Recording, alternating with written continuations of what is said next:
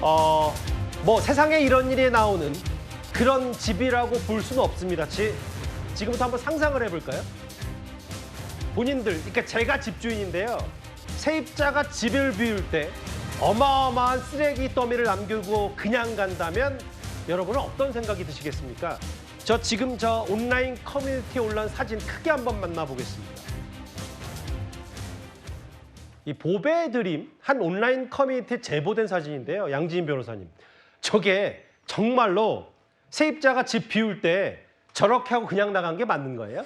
맞습니다. 지금 한 커뮤니티에 올라온 사연인데요. 예. 아버지께서 이제 임대를 주신 겁니다. 그런데 세입자가 오랜 시간 동안 이제 거주를 해왔고 보증금도 받지 않고 월세만 수령을 했다라고 해요. 그러다 보니까 저걸 사실 청소 비용이라든지 여러 가지 이제 고쳐야 되는 부분이 많은데 예. 이것을 원상회복하기 위해서 들어가는 비용을 공제할 보증금이 없는 상황인 것입니다. 그래서 굉장히 난감한 상황으로 보이고요. 보시는 것처럼 굉장히 쓰레기 더미로 가득한 상황이고 집을 사실 누군가에게 다시 세를 주기 위해서는 아마도 바닥부터 벽지부터 싱크대 그리고 샤시도 다시 사용할 수 있을지 조금 의문이고요. 예. 정말 주장하는 이 글쓴이에 따르면 집 전체 부분을 내부적인 부분 다 철거하고 사실 새롭게 다시 공사를 해야 되는 상황인데 예. 이것에 대해서 세입자가 나 몰라라 하고 청소만 좀 해달라라고 비용을 청구했지만 이것마저 못 내겠다라고 하고 있는 상황이어서 예. 굉장히 분통을 터뜨리고 있는 그런 상황입니다. 이게 지금 제보를 바탕으로 저희가 구성을 한 거고 실제로 집주인 쪽에게 이겁니다.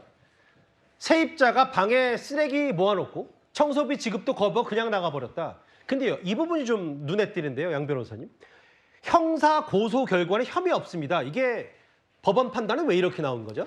그러니까 지금 이제 재물손괴를 가지고 문제를 삼은 상황으로 보입니다. 우리가 재물손괴죄의 경우에는 예. 명확하게 내가 이것을 효용 가치를 떨어뜨린다라든지 훼손하겠다라는 고의를 가지고 향한 경우에만 예. 유죄 판단이 인정이 됩니다. 그렇기 때문에 아마도 저렇게 굉장히 어지러워지고 이 더러운 상황이지만 예. 이것 자체에 고의를 가지고 행한 행위인가를 판단을 해봤을 때 고의가 없다라고 아마 판단이 된 것으로 보이고 예. 다만 일반인의 상식에 비추어 봤을 때 저 정도면 이것을 과연 고의가 없다라고 봐야 될까 좀 의문이 당연히 생길 수밖에 없는 상황으로 보이고요. 예.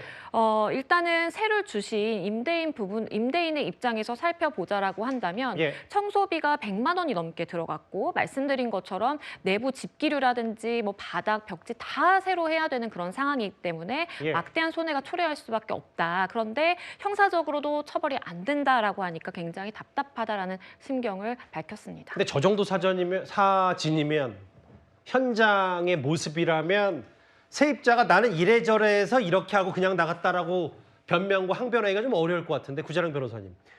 근데 이제 100만 원은 아예 기본이고 앞으로 더 많은 돈이 들 수도 있는데 아마 그럼 세입자가 이걸 진짜 법을 이미 잘 알고 악용했을 가능성도 있는 거예요?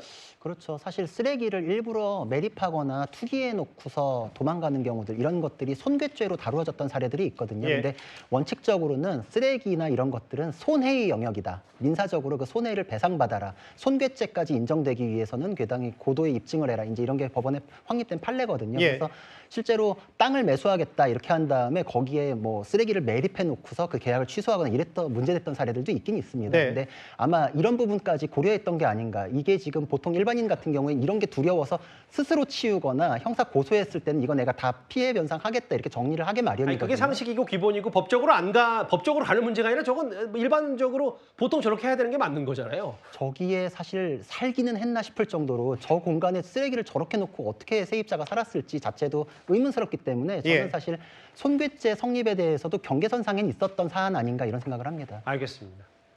제목 그대로입니다. 쓰레기방 만들고 떠난 세입자, 집주인 쪽의 주장을 토대로 저희가 한번 이 사건을 재구성해봤습니다. 9위입니다.